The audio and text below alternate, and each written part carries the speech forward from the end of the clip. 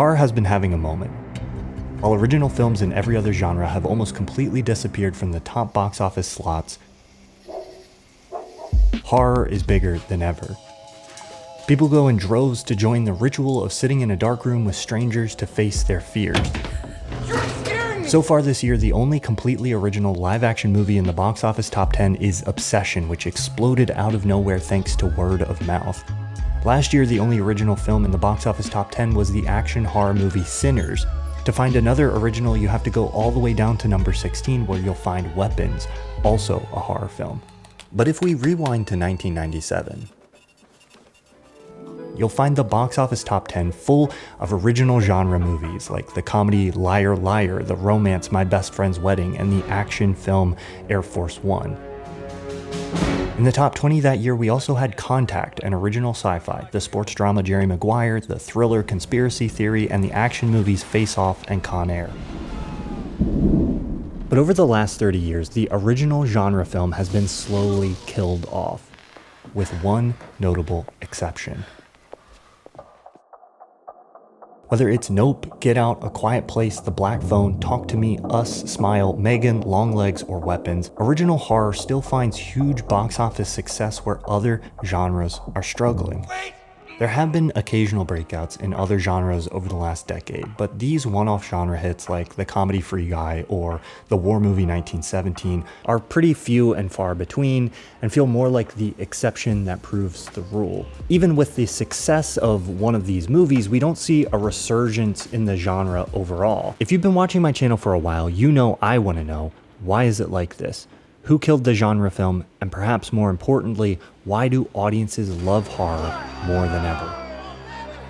What is so wrong? Why do they do that? It's too red. Of course, I know that movies and genres besides horror still get made. I'm making a distinction between genre as a label that we use to categorize movies and the genre film, where the audience goes to a movie in part for what the genre itself provides. Take superhero movies as an example.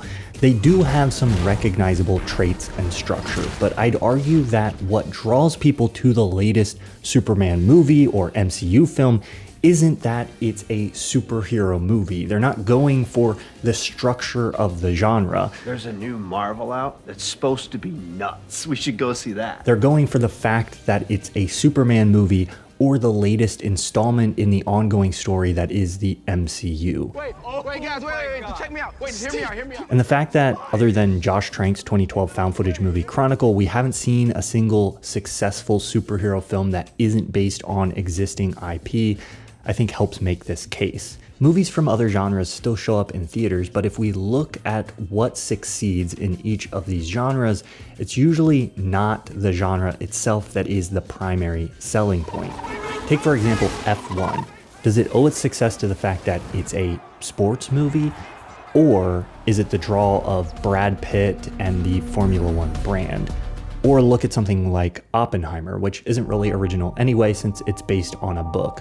But did it make $1 billion because it's a biopic, or because it's a Christopher Nolan movie? Even if it succeeded as a biopic, are people really going to see biopics because they just love biopics as a genre, or because they're drawn by the subject of the biopic? And for the straight dramas that succeed, almost all of them do so not because of the genre, but because of the director, star power, or awards buzz that they managed to generate. It hasn't always been this way though. For much of film history, it wouldn't have been strange to go to a movie just because you wanted to see a movie in that genre. You might describe a new movie by saying, have you seen the latest Western? These days we're way more likely to say, have you seen the new Nolan? Have you seen the new Star Wars movie? Or even, have you seen the new A24? But there's one major holdout. Horror movies can still come out of nowhere with a new director, relatively unknown cast, original idea, and draw a huge crowd to the theater for no other reason than being a good horror movie. But before we can understand why and how horror survived, we have to look at who or what killed everything else. Classic Hollywood was built on the genre film: musicals, melodramas, screwball comedies, noirs, and gangster pictures. Are you gonna take it? In the 1950s, there was an explosion of low-budget sci-fi movies and big-budget epics. But then in the 70s, something started to change. Spielberg's Jaws became the first movie to make over $100 million at the domestic box office, permanently altering Hollywood's brain chemistry. Studios realized that if you had a movie with a really simple hook, marketed to the gills, and did a wide release in the summer, you could make serious money. This was the birth of the high-concept blockbuster era, which Spielberg himself allegedly described by saying, "If a person can tell me the idea in 25 words or less, it's going to make a pretty good movie." And over the next 30 years, as long as a movie had a punchy, high-concept logline, original ideas across a bunch of genres were able to find blockbuster success. This is the era that gave us movies like Die Hard, Groundhog Day, and Back to the Future. But this era was the start of something else as well. Studios looked at a movie like Jaws 2, which had mixed reviews, no Steven Spielberg, and was the continuation of a story that had already wrapped up pretty neatly. They saw it make over $200 million worldwide, and they realized that a movie with a recognizable name could sell as well as any star, director, or high-concept logline. You know where this is headed.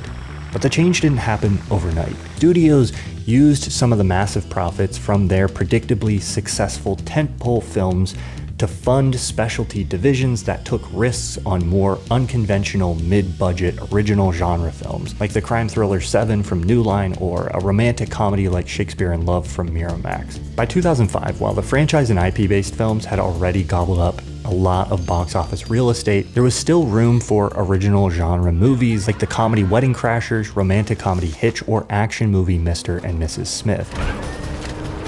But by the late 2000s, as the financial crisis hit, DVD sales evaporated, and streaming services started to challenge theatrical attendance, studios became more and more risk-averse, ruthlessly cutting out everything but the most guaranteed hits. Original movies like comedies, romance, and adult dramas, high concept or not, just weren't safe bets anymore. They didn't sell well overseas, they didn't convert into franchises, and the specialty divisions that once made them got cut. And while the studios were cutting back on comedies, dramas, and romance films, these more dialogue-focused genres were blossoming in the new golden age of TV and the rise of streaming that followed. Streaming also killed the DVD rental market, which had been funding original genre hits for years. What happened? What happened? A movie like Fight Club could flop in theaters, but then more than make back its budget thanks to DVD rentals. Genre pieces like Michael Mann's Black Hat, Guy Ritchie's spy thriller The Man from U.N.C.L.E., or Shane Black's buddy comedy The Nice Guys all thrived in this rental market. Studios like Netflix, Apple, and Amazon Prime didn't just destroy the DVD rental market, they swooped in and took over the production of these kinds of genre action and comedy hits.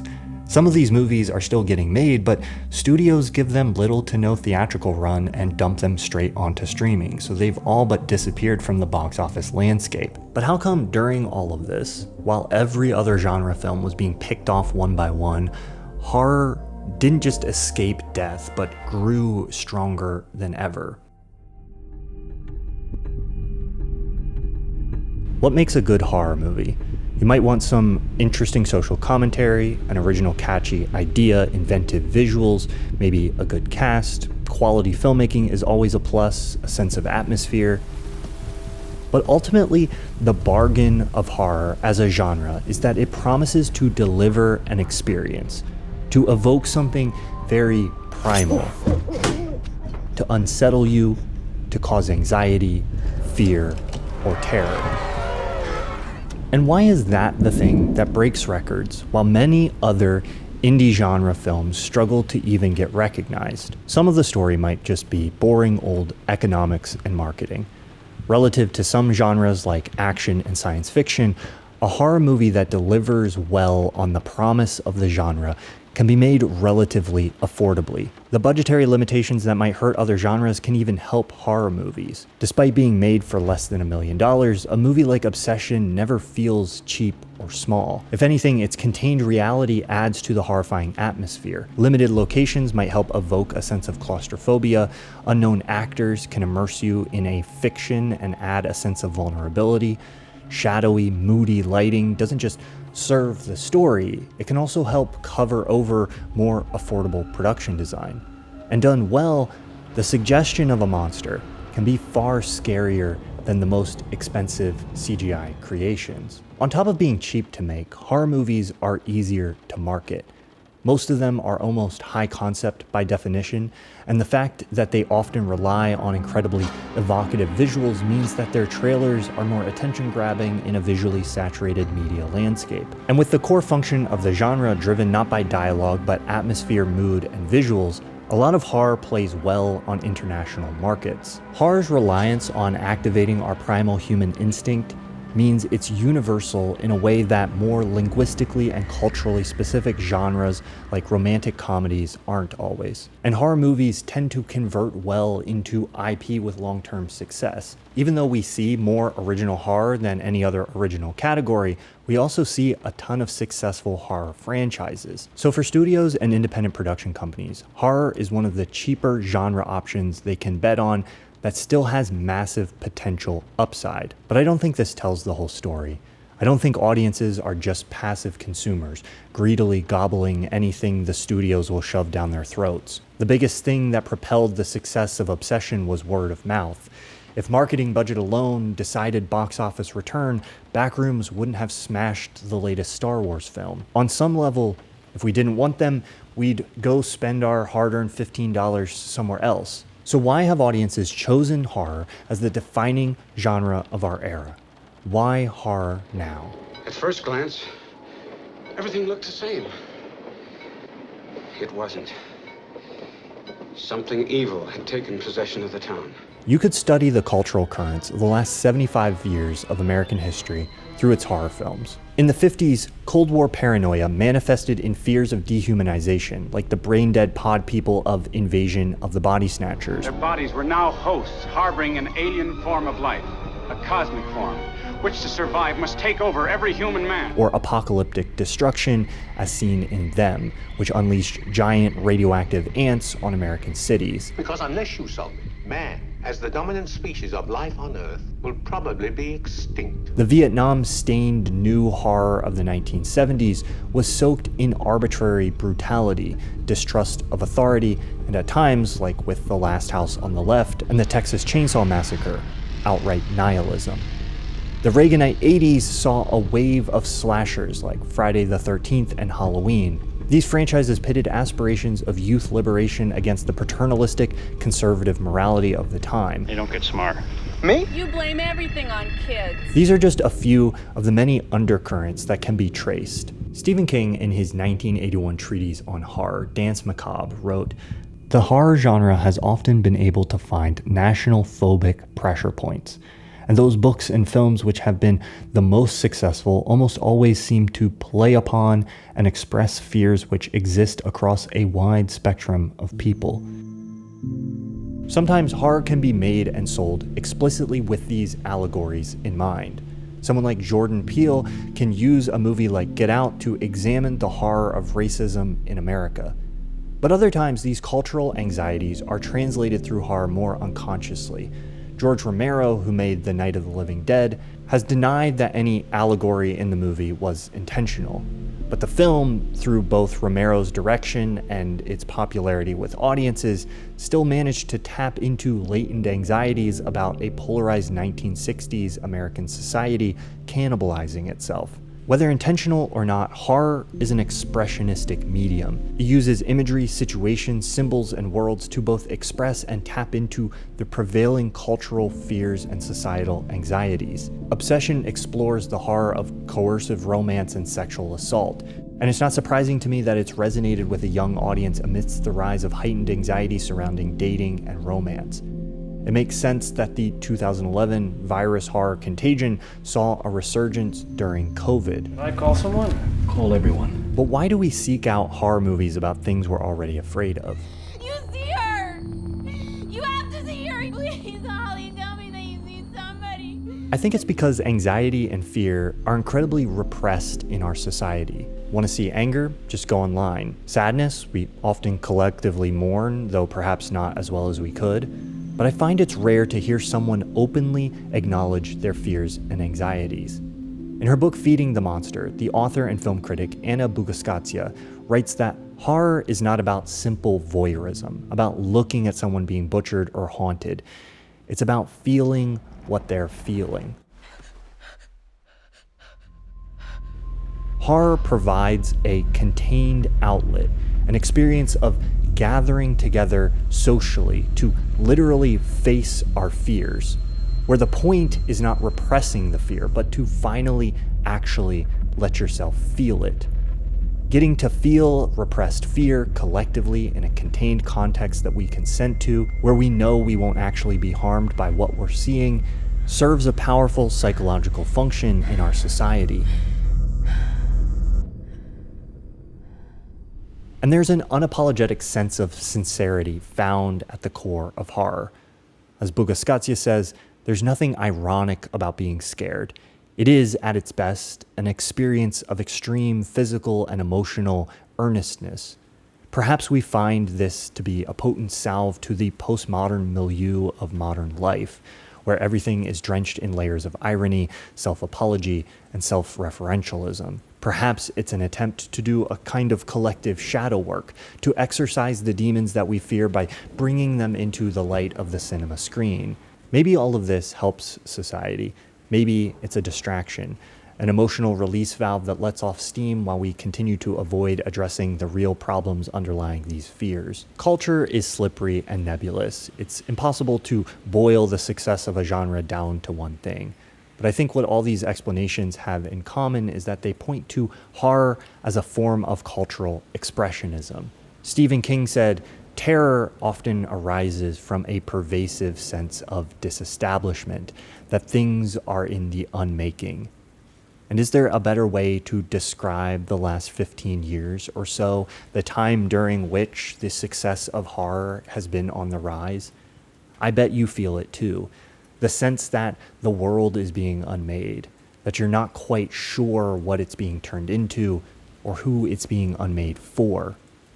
So is it any surprise that in a time of increasing social and cultural anxiety, where we're facing down the barrel of a global system that seems to be nearing a state of collapse, all while we feel increasingly powerless to get those with power to do anything to change course, where we have no accepted outlet to fully feel or express the fear that comes along with living in this reality, that horror movies are the most successful genre left at the box office? I've been writing my own horror movie this year, and something that has helped me write is creating a mood board that captures the look and feel of the scenes I'm writing. This has been super easy to do with FrameSet, my sponsor for this video. FrameSet is a tool that helps filmmakers find inspiration, expand their vision, and communicate their ideas visually.